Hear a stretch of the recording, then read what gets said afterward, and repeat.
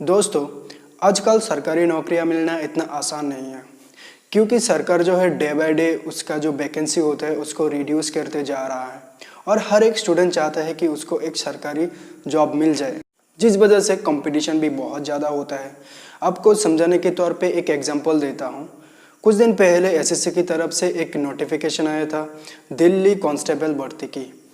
उसमें जो total vacancy दिया गया है 5,800, मतलब लगभग 5,800 है। और इसका जो एजुकेशन क्वालिफिकेशन है 12 पास और एज लिमिट है 18 से 25। तो आपको ऐसा लग रहा होगा कि जो कैंडिडेट 12 पास किया है वही ये फॉर्म जो है फिलअप किया है, पर ऐसा कुछ नहीं है। जो स्टूडेंट जो है वो बीएससी किया है, बीए किया है, बीकॉम किया है और बीटेक भी किया होगा, वो स्टूडेंट भी उस जॉब के लिए फॉर्म फिलअप किया होगा। और हाँ, एज में भी रिलैक्सेशंस है। ओबीसी की 3 साल और एसटी एससी की 5 साल है। तो मान के चलिए कितना स्टूडेंट जो है इस जॉब के लिए अप्लाई किया होगा। अगर आप न्यूज़ देखते हो तो आपको पता ही है इंडिया में अनएम्प्लॉयमेंट रेशियो कितना हाई हो गया है। इस वजह से जो कंपटीशन भी बहुत ज़्यादा होंगे। दोस्तों, दिल्ली कांस्टेबल भर्ती के जो प्रोसीजर है, पहले आपकी रिटन एग्ज़ाम होगा, इसके बाद आपकी फिजिकल, इसके बाद आपकी मेडिकल होगा। मेडिकल होने के बाद आपकी डॉक्यूमेंट वेरिफिकेशन होगा, फिर आपकी मेरिट लिस्ट बनता है। पर इसमें आपको बहुत सारे रिलैक्सेशन मिल जाएगा, जैसे कि हाइट और चेस्ट, ऐसे मतलब फिजिकल में मिल जाएगा या आपके मेडिकल में भी मिल सकता है। पर रिटन में आपको कोई मतलब रिलैक्सेशंस नहीं है, किसी के लिए भी नहीं है। पर सबसे मज़े की बात है, जो कैंडिडेट जो एनसीसी किया है, जो स्टूडेंट एनसीसी किया है, उसको रिटन में रिलैक्सेशंस मिलता है। जो कैंडिडेट के पास एनसीसी की सी सर्टिफिकेट होंगे उसको 5% की रिलैक्सेशंस मिलता है रिटर्न में, और 3% रिलैक्सेशन मिलता है जिस कैंडिडेट के पास एनसीसी की पी सर्टिफिकेट होंगे। तो आप इसी से अंदाज़ा लगा सकते हो कि एनसीसी की सर्टिफिकेट के कितना वैल्यू है। चलिए अब बात करते हैं एनसीसी क्या होता है, एनसीसी में आप कैसे एडमिशन ले सकते हो और एनसीसी के बेनिफिट्स क्या है। इसके बारे में अगर डिटेल्स में जाना तो वीडियो में बने रहिए। और मेरे चैनल में अगर आप नए हैं तो चैनल को सब्सक्राइब करिए। आप लोग तो करते ही नहीं हो यार, कोई बात नहीं, लाइक तो कर दिया करो, बहुत मेहनत लगता है। ठीक है, मेरा हिंदी इतना अच्छा नहीं है, फिर भी मैं कोशिश कर रहा हूँ अच्छा बोलने की। दोस्तों, पहले जान लेते हैं एनसीसी का हिस्ट्री क्या है। दोस्तों, एनसीसी का आइडिया जो है जर्मनी से लिया गया है। जब इंडिया में ब्रिटिश गवर्नमेंट था, ब्रिटिश गवर्नमेंट को ऐसा लगा है कि जो यूनिवर्सिटी के स्टूडेंट है उनको आर्मी की ट्रेनिंग दिया जाए, तो इसके लिए एक ऑर्गेनाइजेशन बनाया गया है जिसका नाम है यूटीसी, मतलब यूनिवर्सिटी ट्रेनिंग कॉर्प्स।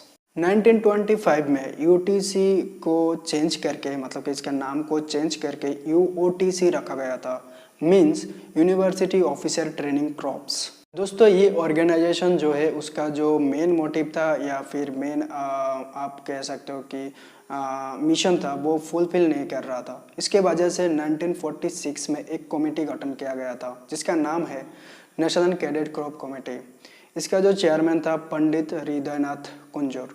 ये कमेटी जो 1 साल लगातार स्टडी किया है कि इस ऑर्गेनाइजेशन को कैसे बेहतर किया जाए। और जब 1947 में इंडिया ब्रिटिश गवर्नमेंट से आज़ाद हो गया था, तब इमीडिएटली 1948 में 19 मार्च को नेशनल कैडेट कॉर्प बिल को जो है इंडियन की पार्लियामेंट में पेश कर दिया गया था।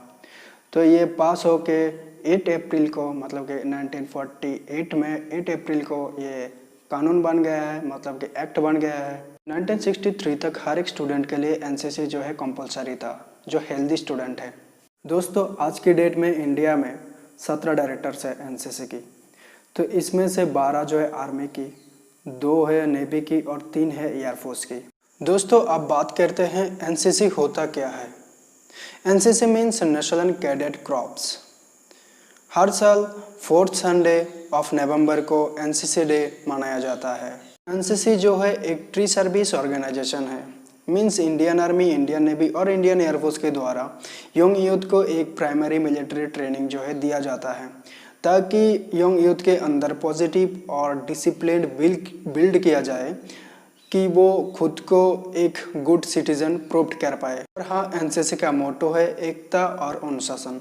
अब बात करते हैं आप एनसीसी में कैसे एडमिशन ले सकते हो और इसके लिए आपकी क्वालिफिकेशन क्या होना चाहिए। एडमिशन जो है आप स्कूल और कॉलेज दोनों में आप ले सकते हो। इसमें जो है गर्ल्स और बॉयज़ दोनों एडमिशन ले पाएंगे। अगर आप स्कूल में एडमिशन लेते हैं तो आपकी जो ट्रेनिंग पीरियड है, जो एनसीसी का ट्रेनिंग पीरियड है वो 2 साल की है, मतलब इसको कहते हैं जूनियर डिवीज़न। क्वालिफिकेशन की बात करें, आपकी एज 13 से 16.5 होना चाहिए और आपकी जो है मतलब कि फिज़िकली आप बहुत स्टैंडर्ड होना चाहिए। कोई भी वजह से अगर आप स्कूल में एडमिशन नहीं ले पाए तो आप कॉलेज में एडमिशन ले पाएंगे। इसको कहते हैं सीनियर डिवीज़न। इसमें भी 2 साल की ट्रेनिंग पीरियड होता है आपकी। अगर आपकी स्कूल और कॉलेज दोनों में एनसीसी नहीं है तो इसके लिए अलग प्रोसेस है, तो मैं ये दूसरी वीडियो में मैं बताऊंगा। एनसीसी में एडमिशन लेने के लिए कोई स्पेसिफिक डेट नहीं है ताकि मैं आपको बता दूं कि इस डेट में आप एडमिशन ले पाएंगे, ऐसा कुछ नहीं है। इसलिए मैं आपको कहना चाहूँगा कि जिस स्कूल में और जिस स्कूल और कॉलेजों में एनसीसी है वही स्कूल और कॉलेज में एक एएनओ ऑफिसर रहते हैं। आप उनसे मिलिए, उन्होंने आपको पूरा बता देगा कब एनसीसी का एडमिशन होगा, कब आपको मतलब कि फ़िज़िकल मतलब एनसीसी में जाने के लिए नॉर्मली एक फ़िज़िकल होता है, नॉर्मली एक टेस्ट होता है, मतलब कि जीके का टेस्ट होता है, वही करंट अफेयर्स होता है। थोड़ा सा इतना हार्ड नहीं है, सिंपल है। और आपकी एक फ़िज़िकल टेस्ट होता है, जैसे कि भागना होता है, बस 2 मिनट मतलब 2 राउंड लगाना होता है, इतना ही है, सिंपल है, इतना हार्ड नहीं है। जब आप एनसीसी में एडमिशन ले लेंगे तब आपको 3 सर्टिफिकेट दिया जाएगा, NCC A certificate, NCC B certificate और NCC C certificate. NCC A certificate के लिए आपको मिनिमम 2 साल की ट्रेनिंग पीरियड होता है। ये ए सर्टिफिकेट जो है जूनियर डिवीज़न को मिलता है और इसके लिए आपको 75% अटेंडेंस होना चाहिए एनसीसी क्लासेस में। और आपकी दो ट्रेनिंग होता है तो 2 कैंप होगा, तो आप मिनिमम 1 कैंप में अटेंड होना ज़रूरी है ताकि आपको एनसीसी ए सर्टिफिकेट मिलता है। एनसीसी बी सर्टिफिकेट के लिए आपको 2 साल की ट्रेनिंग पीरियड होते हैं और 2 साल में आपकी 75% अटेंडेंस होना चाहिए एनसीसी क्लासेस में। और साल में 2 कैंप होते हैं, 2 कैंप में मिनिमम 1 कैंप में आपको अटेंड होना कंपलसरी है, तब जाके आप एग्ज़ाम दे पाएंगे एनसीसी बी सर्टिफिकेट के लिए। जब एग्ज़ाम देंगे, एग्ज़ाम क्लियर करेंगे, तब आपको एनसीसी के भी सर्टिफिकेट मिलते हैं। एनसीसी सी सर्टिफिकेट सिर्फ सीनियर डिवीज़न कैडेट को मिलते हैं, तो इसके लिए आपकी ट्रेनिंग पीरियड जो है 3 साल की है। 3 साल में आपको 75% आपकी अटेंडेंस होना चाहिए और आपके पास एनसीसी की भी सर्टिफिकेट होना चाहिए, साथ में एक कैंप सर्टिफिकेट होना चाहिए। तो टोटल 2 कैंप सर्टिफिकेट हो गया और इसके बाद आप एग्ज़ाम देंगे। एग्ज़ाम देने के बाद आपको एनसीसी अगर पास कर लिए तो एनसीसी की सी सर्टिफिकेट मिलता है। एनसीसी की सर्टिफिकेट में आपको 3 ग्रेड देखने को मिल जाएगा, ए बी सी। और ए मीन्स आपकी 80%, बी मीन्स 65%, सी मीन्स आपके 50%। ये जो है ग्रेड मिलते हैं, जैसे कि NCC B certificate with B grade with C grade ऐसे होते हैं। बात करते हैं एनसीसी की बेनिफिट के बारे में। ऐसा कतई नहीं है कि आपको जो आसानी से सरकारी जॉब मिल जाएगा। एनसीसी बीसी सर्टिफिकेट अगर आपके पास होंगे तो आपको ऐसा लग रहा होगा कि हाँ मुझे जॉब मिल जाएगा सरकारी, ऐसा नहीं है। आपको जो है इंटरव्यूअर अलग नज़रिया से देखेंगे, जैसे कि एक सिविल स्टूडेंट में और आपके में डिफरेंस ज़रूर होगा। अब जब एडमिशन लेंगे तब आपको पता चल जाएगा। और हाँ, बहुत सारे ऐसे अपॉर्चुनिटी है, मगर आप इस अपॉर्चुनिटी में खुद को वीक कर देते हो तो ये काम नहीं होता है ना। आपको एक एग्जांपल देता हूँ। जो कैंडिडेट एनसीसी सी सर्टिफिकेट है उसको डायरेक्ट एसएसबी मिलता है, मतलब डायरेक्ट एसएसबी के लिए वो जाते हैं।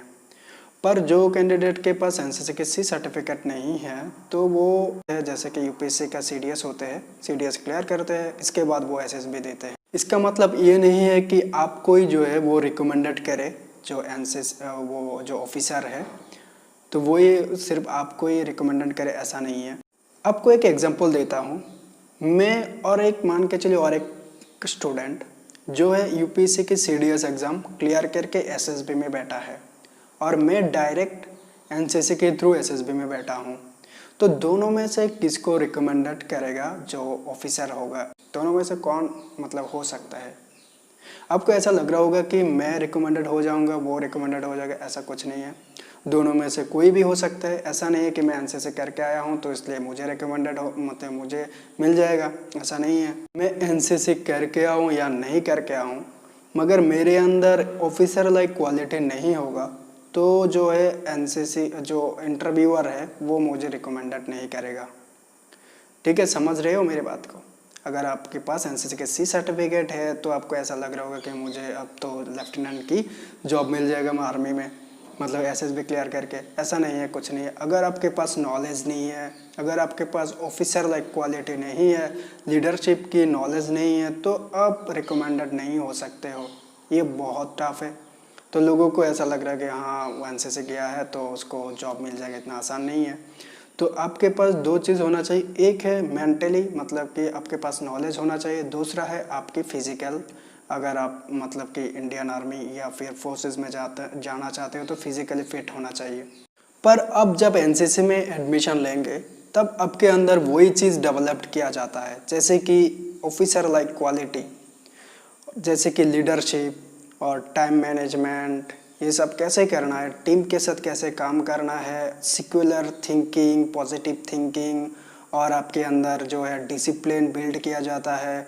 और आप खुद को मोटिवेटेड कैसे रख पाएंगे, मतलब कि हर टाइम खुद को मोटिवेटेड रखना, ये सब चीज़ आपको जब एनसीसी में एडमिशन लेंगे या एनसीसी के साथ काम करेंगे तो आपको अंदर वो चीज़ धीरे धीरे बिल्ड होता रहता है।